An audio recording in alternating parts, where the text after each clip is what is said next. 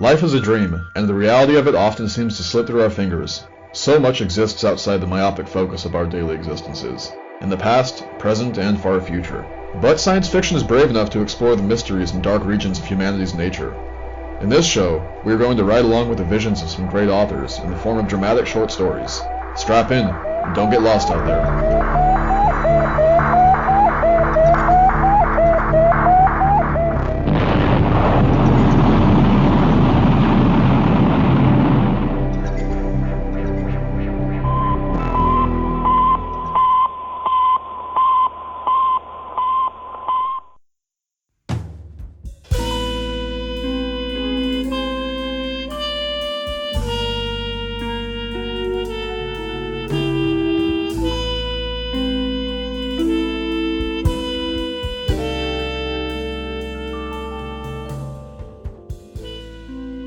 We know there is an infinity of things in the darkness beyond Earth. But today, we will begin with the story of the darkness beneath the waves of our own planet.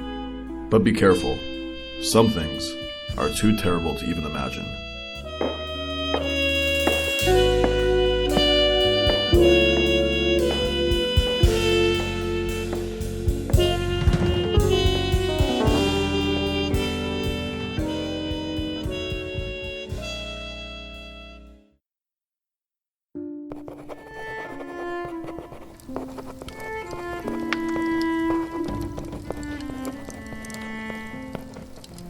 I am writing this under an appreciable mental strain, since by tonight I shall be no more.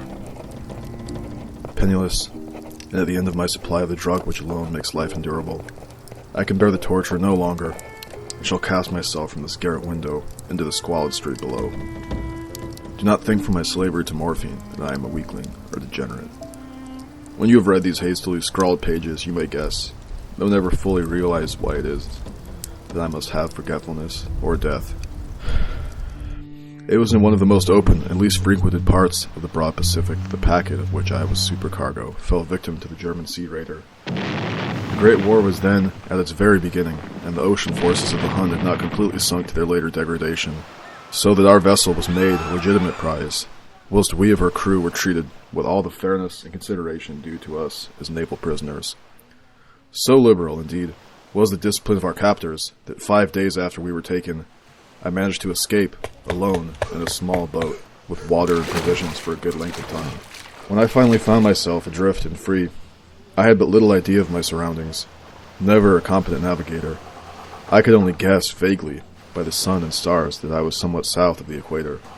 Of the longitude, I knew nothing, and no island or coastline was in sight.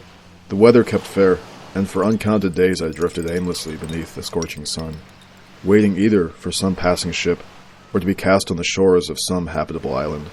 But neither ship nor land appeared, and I began to despair in my solitude upon the heaving vastness of unbroken blue. The change happened whilst I slept. Its details I shall never know, for my slumber, though troubled and dream-infested, was continuous. When at last I waked, it was to discover myself half sucked into a slimy expanse of hellish black mire, which extended about me in monotonous undulations as far as I could see, and in which way my boat lay grounded some distance away. Though one might well imagine that my first sensation would be of wonder at so prodigious and unexpected a transformation of scenery, I was in reality more horrified than astonished, for there was in the air and in the rotting soil a sinister quality, which chilled me to the very core. The region was putrid, with the carcasses of decaying fish and of other less describable things, which I saw protruding from the nasty mud of the unending plain. Perhaps I should not hope to convey in mere words the unutterable hideousness that can dwell in absolute silence and barren immensity. Yet the very completeness of the stillness and the homogeneity of the landscape oppressed me with nauseating fear. The sun was blazing down from the sky, which seemed to me almost black in its cloudless cruelty, as though reflecting the inky marsh beneath my feet. As I crawled into the stranded boat, I realized that only one theory could explain my position. Through some unprecedented volcanic upheaval, a portion of the ocean floor must have been thrown to the surface, exposing regions which for innumerable millions of years had lain hidden under unfathomable watery depths. So great was the extent of the new land which had risen beneath me, that I could not detect the faintest noise of the surging ocean, strain my ears as I might. Nor were there any seafowl to prey upon the dead things. For several hours I sat thinking, or brooding in the boat, which lay upon its side and afforded a slight shade as the sun moved across the heavens. As the day progressed, the ground lost some of its stickiness and seemed likely to dry sufficiently for traveling purposes in a short time. That night I slept but little, and the next day I made for myself a pack containing food and water, preparatory to an overland journey in search of the vanished sea and possibly rescue. On the third morning I found the soil dry enough to walk upon with ease. The odor of the fish was maddening, but I was too much concerned with graver things to mind so slight and evil, and set out boldly for an unknown goal.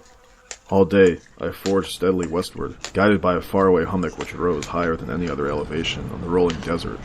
That night I encamped, and on the following day still traveled toward the hummock, though that object seemed scarcely nearer than when I first had espied it.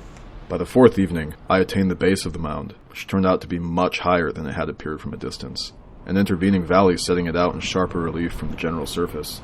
Too weary to ascend, I slept in the shadow of the hill.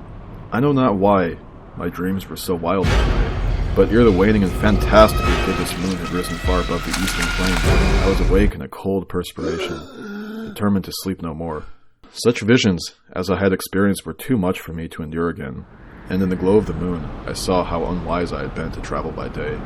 Without the glare of the parching sun, my journey would have cost me less energy. Indeed, I now felt quite able to perform the ascent which had deterred me at sunset. Picking up my pack, I started for the crest of the eminence. I have said that the unbroken monotony of the rolling plain was a source of vague horror to me, but I think my horror was greater when I gained the summit of the mound and looked down the other side into an immeasurable pit or canyon, whose black recesses the moon had not yet soared high enough to illumine. I felt myself on the edge of the world, peering over the rim into a fathomless chaos of eternal night. Through my terror ran curious reminiscences of Paradise Lost, and of Satan's hideous climb through the unfashioned realms of darkness. As the moon climbed higher in the sky, I began to see that the slopes of the valley were not quite so perpendicular as I had imagined. Ledges and outcroppings of rock afforded fairly easy footholds for descent, whilst after a drop of a few hundred feet, the declivity became very gradual. Urged on by an impulse which I cannot definitely analyze, I scrambled with difficulty down the rocks and stood on the gentler slope beneath, gazing into the Stygian deeps where no light had yet penetrated. All at once, my attention was captured by a vast and singular object on the opposite slope, which rose steeply, about 100 yards ahead of me, an object that gleamed whitely in the newly bestowed rays of the ascending moon. That it was merely a gigantic piece of stone, I soon assured myself, but I was conscious of a distinct impression that its contour and position were not altogether the work of nature. A closer scrutiny filled me with sensations I cannot express, for despite its enormous magnitude and its position in an abyss which had yawned at the bottom of the sea since the world was young, I perceived beyond a doubt that the strange object was a well-shaped monolith whose massive bulk had known the workmanship and perhaps the worship of living and thinking creatures. Dazed and frightened, yet not without a certain thrill of the scientist's or archaeologist's delight, I examined my surroundings more closely. The moon, now near the zenith, shone weirdly and vividly above the towering steeps that hemmed in the chasm, and revealed the fact that a far-flung body of water flowed at the bottom, winding out of sight in both directions and almost lapping my feet as I stood on the slope. Across the chasm, the wavelets washed the base of the cyclopean monolith, and on whose surface I could now trace both inscriptions and crude sculptures. The writing was in a system of hieroglyphics unknown to me, and unlike anything I'd ever seen in books, consisting for the most part of conventionalized aquatic symbols like fishes, eels, octopi, crustaceans, mollusks, whales, and the like. Several characters obviously represented marine things which are unknown to the modern world, but whose decomposing forms I had observed on the ocean-risen plain. It was the pictorial carving, however, that did most to hold me spellbound. Plainly visible across the intervening water on account of their enormous size were an array of bas-reliefs whose subjects would have excited the envy of a Doré. I think that these things were supposed to depict men, at least a certain sort of men, though the creatures were shown disporting like fishes in the waters of some marine grotto, or paying homage at some monolithic shrine which appeared to be under the waves as well. Of their faces and forms, I dare not speak in detail, for the mere remembrance makes me grow faint. Grotesque beyond the imagination of a Poe or a Bulwer. They were damnably human in general outline, despite webbed hands and feet, shockingly white and flabby lips, glassy, bulging eyes, and other features less pleasant to recall. Curiously enough, they seemed to have been chiseled badly out of proportion with their scenic background, for one of the creatures was shown in the act of killing a whale, represented as but little larger than himself. I remarked, as I say, their grotesqueness, strange size, but in a moment decided that they were merely the imaginary gods of some primitive fishing or seafaring tribe, some tribe whose last descendant had perished eras before the first ancestor of the Piltdown or Neanderthal man was born. Awestruck at this unexpected glimpse into a past beyond the conception of the most daring anthropologist, I stood musing whilst the moon cast queer reflections on the silent channel before me. Then, suddenly, I saw it. With only a slight churning to mark its rise to the surface, the thing slid into view above the dark waters. Vast, Polyphemus-like, and loathsome, it darted like a stupendous monster of nightmares to the monolith, about which it flung its gigantic scaly arms, while it bowed its hideous head and gave vent to certain measured sounds. I think I went mad then. Of my frantic ascent to the slope and the cliff, and of my delirious journey back to the stranded boat, I remember little. I believe I sang a great deal, and laughed oddly when I was unable to sing. I have indistinct recollections of a great storm sometime after I reached the boat. At any rate, I know that I heard peals of thunder and other tones which nature utters only in the wildest moods. When I came out of the shadows, I was in a San Francisco hospital, brought thither by the captain of the American ship which had picked up my boat in mid-ocean. In my delirium I had said much, but found that my words had been given scant attention. Of any land upheaval in the Pacific, my rescuers knew nothing, nor did I deem it necessary to insist upon a thing which I knew they could not believe. Once I sought out a celebrated ethnologist, and amused him with peculiar questions regarding the ancient Philistine legend of Dagon, the fish god, but soon perceiving that he was hopelessly conventional, I did not press my inquiries. It is at night, especially when the moon is gibbous and waning, that I see the thing. I tried morphine, but the drug has given only transient surcease, and has drawn me into its clutches as a hopeless slave. So now, I am to end it all, having written a full account for the information, or the contemptuous amusement of my fellow men. Often, I asked myself if it could not all have been a pure phantasm, a mere freak of fever, as I lay sunstricken and raving in the open boat after my escape from the German man-of-war.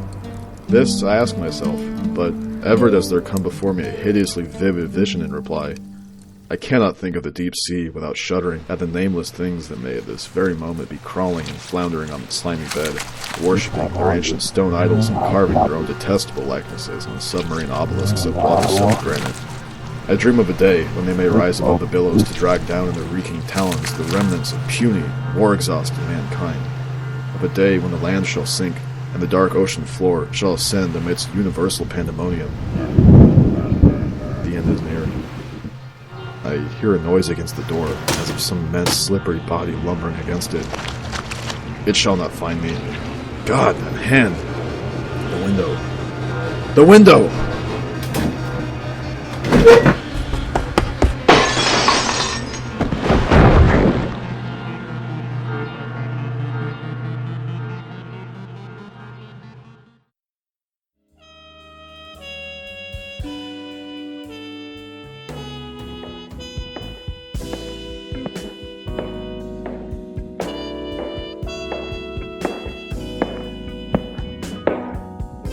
We may never know what rests upon the floors of the oceans, and what may rest there might be best left undiscovered. Lovecraft himself wrote, "We live on a placid island of ignorance, in the midst of black seas of infinity, and it was not meant that we should voyage far. The sciences, each straining in its own direction, have hitherto harmed us little, but someday the piecing together of dissociated knowledge will open up such terrifying vistas of reality, and of our frightful position therein, that we shall either go mad from the revelation, or flee from the deadly light into the peace and safety of a new dark age." This has been Science Fiction Transmission with Greg Staskiewicz. Until next time, see you, Space Cowboys.